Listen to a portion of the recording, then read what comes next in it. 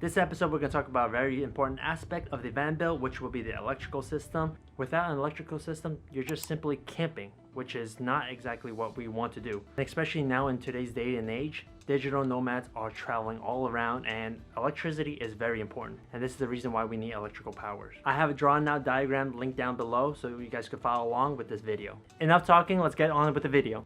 I just got these batteries from Renogy, and these are the smart lithium iron phosphate 12 volt 100 amp hour batteries. I'm going to use their bottom cushion just as they came, and I'm going to make a box around it to make a cushion for it essentially, and just to hold it in place.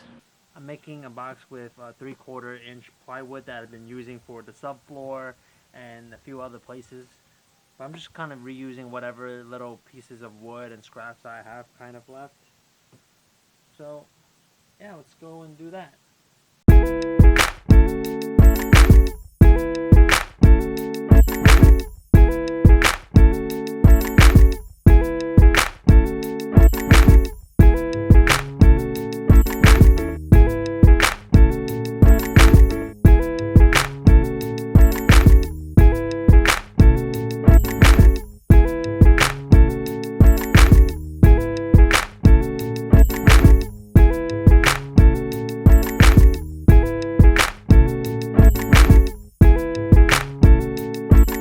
Show you what I purchased. So what I purchased are Renogy brand items. What I bought is a 2000 watt pure sine inverter, and what it comes with it is a on and off switch as well as 2 inverter cables. What also came with the solar panel was the 40 amp charge controller, and I've also bought the version where it comes with the Bluetooth where I could look at my phone and see the information from it. The thing that also came with it is a temperature sensor, as well as 2 cables and this 40 amp fuse. So what I'm doing right now is to kind of lay out everything and kind of get a gist of where I want everything, so that way later on when I get the last 2 crimped down, I will be able to set up everything tonight. So I decided to just do these later on and then just add them and then put them in parallel. These batteries you can't put in series. I have no experience with electrical at all, so I kind of just went off of what other people had and I drew up my own little diagram, which is a good thing to do beforehand so you know what you need, how much wires you need. You need to use a wire calculator to calculate certain distances for certain parts. So this is my diagram where I already made it so that way I know this goes to this is the wire for this. So I'm going to just base it off of this and set it up. In terms of setting up for specifically just the solar panels to the battery and then to the charge controller, on Renogy they already have a little diagram. I just took the diagram off of the Renogy and added to my own little setup. So if you just have the basic, just copy off of this and that's fine. To open this fuse, which I was fumbling about for a few, you have to just kind of pop this out just like this, and that's it. You just push and pop. So you just unscrew one of this, put one end down, and put that over, and this part will connect straight to the battery from there. But what I bought was these bus bars, which allows me to expand the amount of spots I am able to hook any of these items onto. I bought the Victron battery monitor, and there's this shunt that is connected to the entire series of this power source, and then the electricity going through it to the other sources will be telling this battery monitor the information about the battery itself. And it comes with a few other cables here, which I will have to read up on because I don't know what these are for. So I need to connect this to the battery last with the negative part of it, which I need to figure out how long this is going to be to my 40 wire. That's where mainly these are going to. Since I don't have the right tools for pretty much any of this. Right now, what I'm about to do with these, where I mark the wires, I'm about to just use a grinder to grind it off. It's not the best tool, I don't think, but it does its job, and I'm a bit scared. If you have the tools, the right tools like a crimper, wire stripper for these bigger wires, please use it.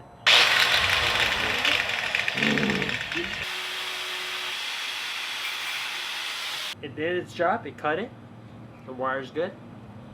One more left, and I am free from this thing. Whew. This thing is scary. Pretty sure I'm overdoing the wires in terms of how thick they are. Pretty sure I could go with much less, but it doesn't hurt to go higher, it just costs more. For these bigger wires, I'm just gonna use a razor.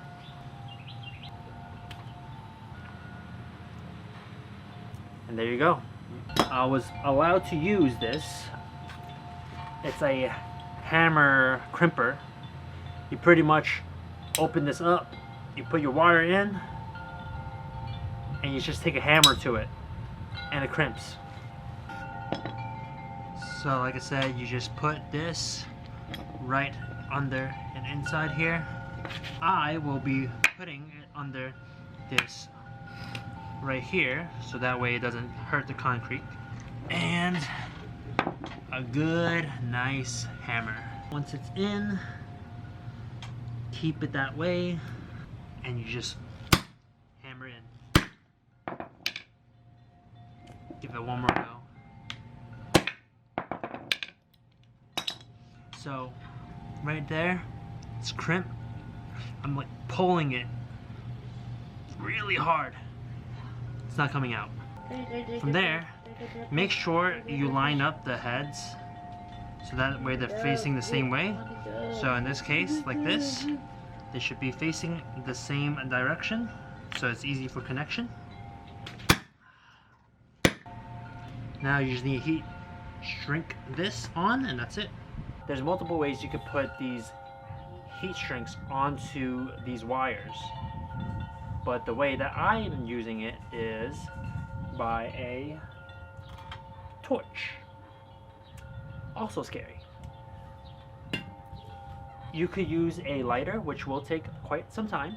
You could also use a hairdryer, which takes quite some time. But what I'm using is this, which is much faster, quicker, just get it done. More dangerous though. Just make it so it's nice and neat on it, and that's it. I'm gonna now use these and hook up the batteries together. It's starting to get dark, so I'm gonna try to work on this as fast as I could. Right now I'm about to connect these batteries together, so I'm just gonna remove all these.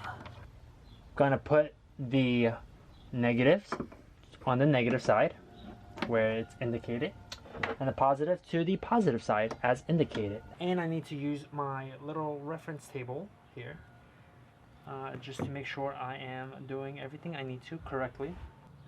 I might just put it somewhere that is easy for this wire to bend, but not too much. That looks much better. That's it. That's good. So the issue I have right now with this, I can't put this on.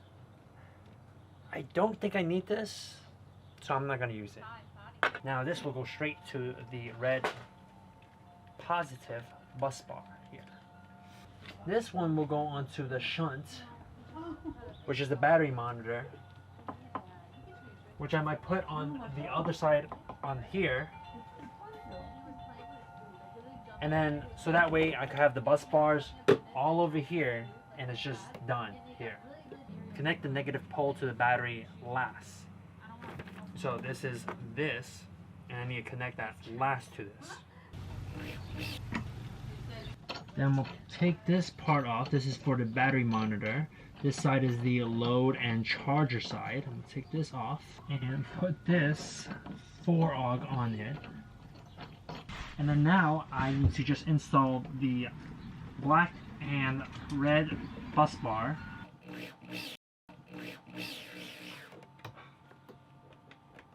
time for this positive one.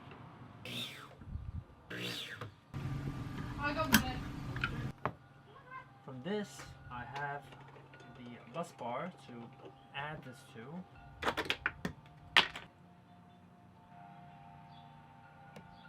I'm going to tighten all these things here now. Make sure they're all good. This is a fuse box for all my DC appliances, which I will put somewhere here. This is an 8-AUG, which is pretty big already for what it is. Okay, this is for the DC appliances, which this is super secured. Now I'm going to put the negatives on. Oh yeah, that ain't moving. That is tight as well. Now for the positive side. Like I said, most of these wires that I bought are most likely an overkill. More expensive. Good morning. Today we are gonna finish up the battery and solar setup. As you can see, this thing is actually all fully hooked up to the batteries. The batteries are hooked up. And you're thinking, how am I able to just touch these without getting shocked? Because these batteries right now are in store mode. And that's because I wanted to keep it shut off for now. 2 ways it can be activated is to either use the activation switch, which I can plug it in and turn it on, or the moment it starts to charge from the solar panels, it automatically turns on. I'm just gonna wait until I put on the solar panels and it's gonna charge and it's gonna fully turn on. So yesterday I had a little dilemma with this, attaching to this, because I wanted strong enough screws where it could keep this up, but this is only a 3/4 inch plywood. So I found scraps that I had of these 2x3s, which I'm just gonna make into their individual hole area, and then just go from there. This is the fuse and the wires that came with the Renogy whole kit. So then I'm gonna use this right now. Put this positive on one end. This will go to the bus bar. This I'm gonna have to put somewhere else as well. Put this right back on. Now these are the other wires. Yes, they are black, but this is just a different color, but it's still the same thing. It's still used for as intended for red.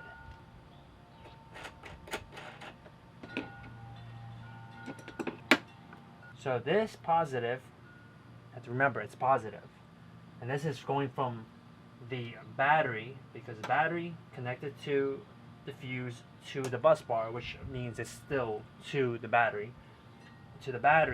So this is a positive battery, and you want to put this onto the controller first, because you want the battery to this first.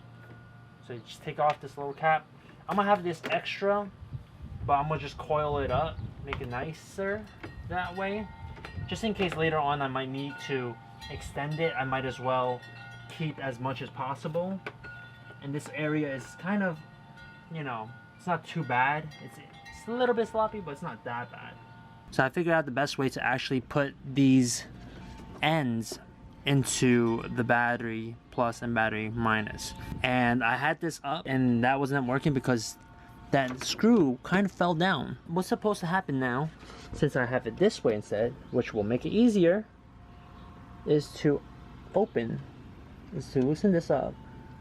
When you loosen it up, as you look at the battery plus side, you will see something coming straight down, and you can see there's a little cage for it, so that this could actually go and be inserted into here. So that's in. I'm gonna screw it back right up, and this in turn will make it so it is nice and tight and it's not moving anymore. Now I'm gonna take the other black cable, but this is for the battery negative, and I'm gonna do the same thing. now that the battery positive and negative wires are plugged up, I am going to put it back on its little setup.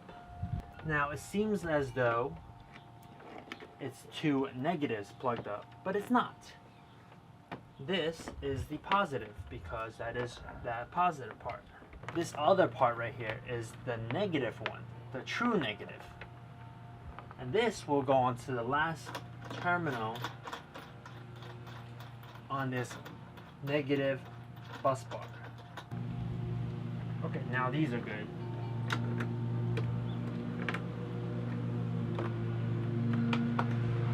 Okay, that is all good now. Just need to run these inverters straight from the battery to the inverter itself.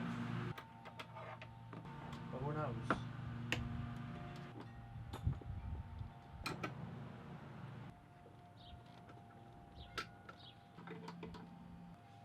Okay.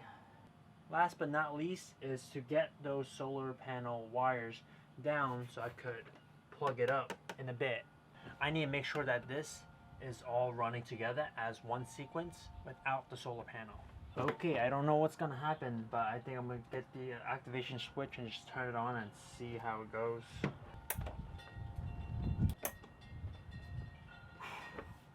Moment of truth. Okay, they're both activated right now.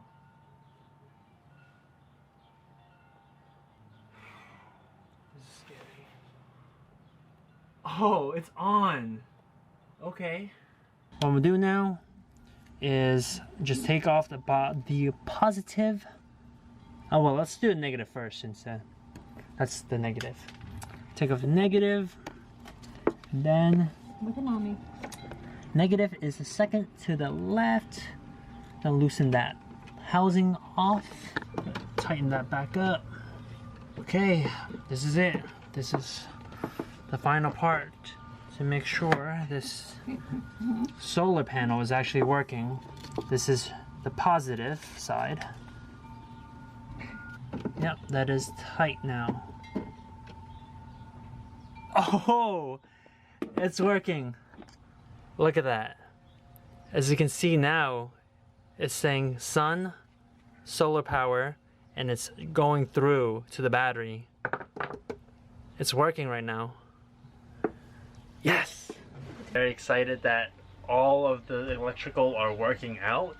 What's gonna be next is I'm gonna add DC appliances to this fuse box right here and kind of label it and everything, go from there. And since I'm here already and this inverter is here, I might as well test it out. So I got my phone charger here and my phone.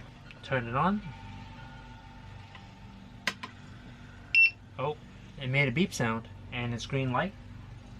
I'll plug that in, plug this in, and it's charging.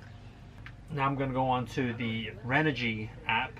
So on the Renogy app, this allows you to see the solar panel information as well as the battery information. Stay tuned to the next episode where we're going to install the DC component of the electrical system.